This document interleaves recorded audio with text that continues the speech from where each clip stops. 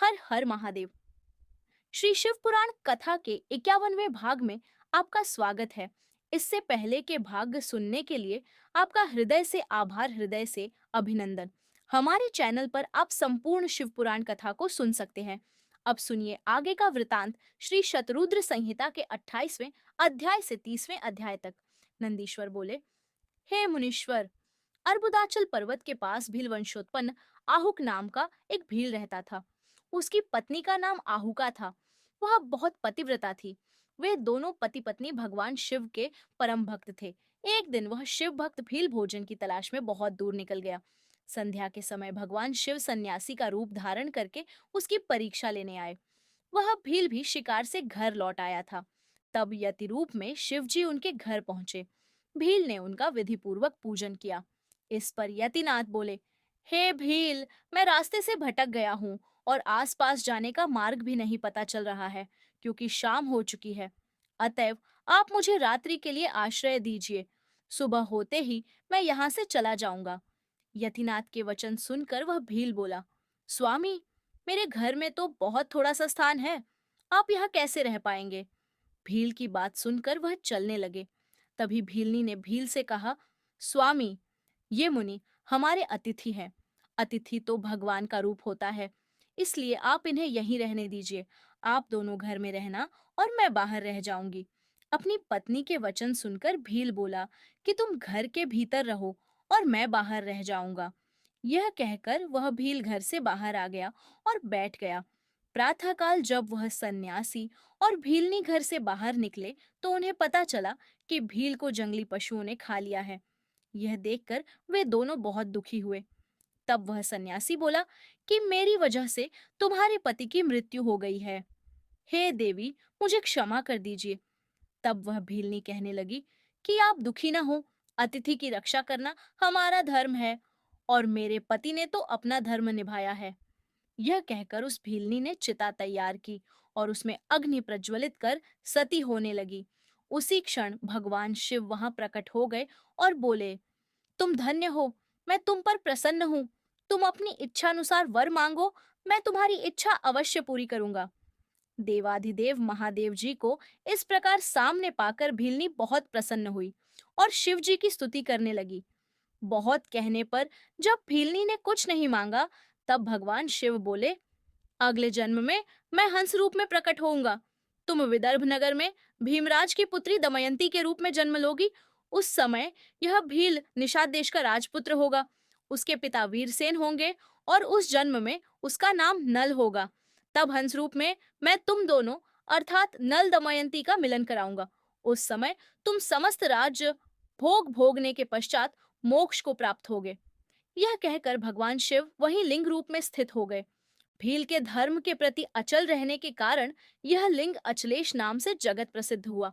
अगले जन्म में भील नल, भीलनी दमयंती बने और भगवान यतिनाथ शिव ने हंस रूप में जन्म लिया और उनके पूर्व जन्म के पुण्य से प्रसन्न होकर उन्हें सुख प्रदान किया। नंदीश्वर बोले, हे सनत कुमार जी, इक्ष्वाकु वंश में श्राद्ध देव की 9वीं पीढ़ी में राजा नभग का जन्म हुआ और उनके पुत्र नाभाग हुए। नाभाग के पुत्र रूप में अम्बरीश का जन्म हुआ। वे परम विष्णु भक्त थे। अम्बरीश के पितामह नभग को स्वयं भगवान शिव ने ज्ञान दिया था। एक समय की बात है कि जब नभग गुरुकुल में शिक्षा ग्रहण करने गए हुए थे, उस समय उनके भाइयों ने राज्य का विभाजन कर लिया और नभग के भाग को भी हड़प कर अपने राज्य में मिला लिया।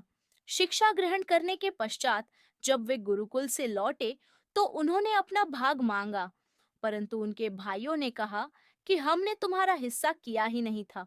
अब जो मांगना चाहते हो वह तुम पिताजी से मांगो। अपने भाइयों के स्वार्थी वचनों को सुनकर नबक को बहुत दुख हुआ। वे अपने पिता के पास गए और उन्हें सब कुछ बताया। पिता उन्हें धैर्य बंधाते बोले कि तुम्हारे भाइयों ने तुम्हारे साथ छल किया है। बेटा, तुम बुद्धिमान हो और अपनी जीविका का स्वयं प्रबंध कर सकते हो। इन दिनों ब्राह्मण आंगिरस एक बहुत बड़ा यज्ञ कर रहे हैं, परंतु छठे दिन उनके यज्ञ में अवश्य ही कोई भूल होगी और यज्ञ पूरा नहीं हो पाएगा। तुम महाविद्वान हो, वहां यज्ञ में जाकर तुम उन्हें उपदेश दो। विश्वे देव संबंधी सूक्तों को पढ़कर उनका यज्ञ पूरा हो जाएगा और वे ब्राह्मण स्वर्ग को चले जाएंगे। स्वर्ग जाते समय वे ब्राह्मण अपना बचा हुआ सारा धन तुम्हें दान दे जाएंगे, जिससे तुम्हें अपार धन की प्राप्ति होगी। अपने पिता की बताई बातों को मानकर वे तुरंत उस स्थान की ओर चल दिए जहां वह उत्तम यज्ञ हो रहा था। वहां पहुंचकर नभग ने उन सूक्तों का स्पष्ट उच्चारण किया, जिससे आंगिरस ब्राह्मण का यज्ञ पूर्ण हो गया। वहां उपस्थित सभी ब्राह्मण अपना सारा धन नभग को सौंपकर स्वर्ग चले गए। जैसे ही नभग उस धन को लेने लगे, वहां शिवजी कृष्ण दर्शन रूप में प्रकट होकर बोले, हे नभग, तुम यह धन नहीं ले सकते, क्योंकि यह धन मेरा है, इस पर मेरा अधिकार है। उत्तर देते हुए नभग बोले कि यह सारा धन आशी मुझे देकर गए हैं, इसलिए यह मेरा है। इस प्रकार उन दोनों में वाद विवाद आरंभ हो गया। तब कृष्ण दर्शन ने कहा कि हम दोनों आपके पिता मनुआध देव के पास चलते हैं। वे जो भी निर्णय देंगे वह मुझे मान्य होगा। इस प्रकार नभग और श्री कृष्ण दर्शन मनु श्राद्ध देव के पास अपना विवाद सुलझाने के लिए पहुंचे। उनकी बातें सुनकर श्राद्ध देव ने अपने पुत्र नभग से कहा, हे पुत्र, इस यज्ञ की सभी वस्तुएं देवाधिदेव भगवान शिव की है। यदि वे अपनी कृपा करें तो वह तुम पा सकते हो। तुम उनकी स्तुति करो, वे तुम्हारे अपराध को अवश्य ही क्षमा कर देंगे। भगवान शिव ही अखिलेश्वर और यज्ञ के अधिष्ठाता हैं। ब्रह्मा, विष्णु सहित सभी देवता सिद्ध और ऋषिगण उनकी आज्ञा से ही कार्य करते हैं। यह कहकर श्राद्ध देव ने अपने पुत्र को लौटा दिया। नभग पुनः यज्ञ भूमि में पहुंचे और भगवान शिव की हाथ जोड़कर स्तुति करने लगे। उन्होंने क्षमा याचना की।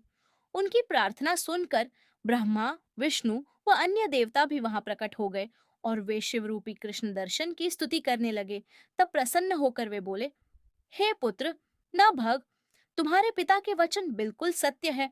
मैं ही यज्ञ का अधिष्ठाता हूँ और तुम्हारी उत्तम स्तुति से प्रसन्न हुआ हूँ। मैं तुम्हें सनातन ब्रह्म ज्ञान देता हूँ। तुम महाज्ञानी हो और सब अभीष्ट वस्तुओं को ग्रहण करो। यह कहकर भगवान शिव अंतर्धान हो गए। सब देवता भी उनके गुणों का गान करते हुए अपने अपने धाम को चले गए।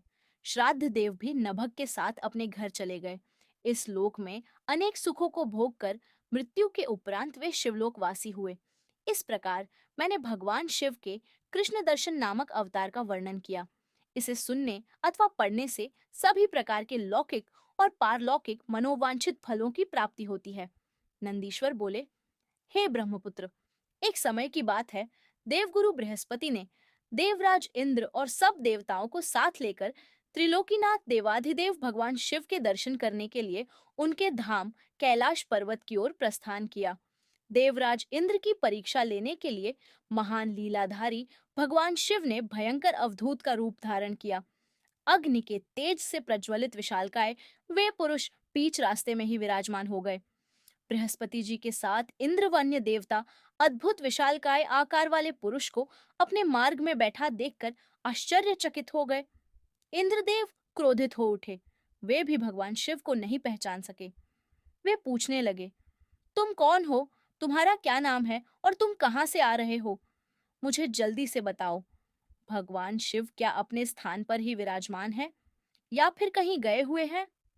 मैं देवगुरु व अन्य देवताओं के साथ कल्याणकारी परमेश्वर के दर्शनों के लिए यहाँ आया हूँ। उनकी ऐसी बातों और प्रश्नों को सुनकर भी अवधूत रूप धारण किए शिवजी ने कोई उत्तर नहीं दिया। देवराज ने दोबारा पूछा। शिवजी फिर भी चुप रहे। देवराज इंद्र के बार बार पूछने पर भी महायोगी शिवजी कुछ नहीं बोले। तब देवराज अपने ऐश्वर्य के घमंड के कारण क्रोधित हो उठे और जोर से चिल्लाते हुए बोले, ओ मूर्ख, मेरे बार बार पूछने पर भी तू कोई उत्तर क्यों नहीं देता है? अब मैं तुझे तेरी करनी का फल देता हूँ और तुझ पर अपने वज्र का प्रहार करता हूँ। देखता हूँ तुझे मुझसे आज कौन बचाता है। यह कहकर देवराज इंद्र ने अपने हाथ में वज्र उठा लिया और शिवजी पर प्रहार करने लगे। लेकिन भगवान शिव ने इंद्र को वहीं जड़ कर दिया। उनका हाथ अपने स्थान से हिल न सका। अब तो इंद्र क्रोध में अपना आपा खो बैठे। यह दृश्य देखकर देवगुरु बृहस्पति भगवान शिव को तुरंत पहचान गए। उन्होंने जान लिया कि देवराज को इस प्रकार उनके स्थान पर जड़ करने वाले स्वयं देवाधिदेव महादेव जी हैं। वे हाथ जोड़कर भगवान शिव की स्तुति करने लगे। फिर उन्होंने शिव जी से देवराज इंद्र के अपराध को क्षमा करने की प्रार्थना की। बृहस्पति जी बोले, भगवान, अपने नेत्र से निकली हुई ज्वाला से इंद्र की रक्षा करो, उसे जीवन दान दो। तब भगवान शिव बोले, क्रोध में निकली इस ज्वाला को मैं वापस नहीं ले सकता। शिव जी के इन वचनों को सुनकर बृहस्पति जी बोले कि आप इस ज्वाला को कहीं और स्थापित कर दीजिए। यह सुनकर शिव जी मुस्कुराए और बोले, हे देवगुरु, इंद्र की जीवन रक्षा करने के कारण आप जगत में जीव नाम से भी प्रसिद्ध होंगे। यह कहकर उन्होंने अपने नेत्र से निकली ज्वाला को हाथ में लेकर समुद्र में फेंक दिया। समुद्र में गिरते ही वह ज्वाला एक बालक के रूप में प्रकट हो गई। वह बालक सिंधु पुत्र जलंधर के नाम से विख्यात हुआ। भगवान शिव ने ही देवताओं के आग्रह पर उसका वध किया था। अवधूत रूप में ऐसी लीला करके शिव जी वहां से अंतर्धान हो गए और देवराज इंद्र, बृहस्पति जी व अन्य देवताओं के साथ प्रसन्नता पूर्वक घर को लौट आए। आज की वीडियो में इतना ही। इसके आगे का वृतांत अगले भाग में। यदि कथा कहते हुए मुझसे कोई त्रुटि हुई हो तो उसके लिए क्षमा चाहती हूँ। मित्रों, वीडियो पसंद आई हो तो वीडियो को लाइक कर कमेंट में ओम नमः शिवाय लिखना ना भूलें। हर हर महादेव।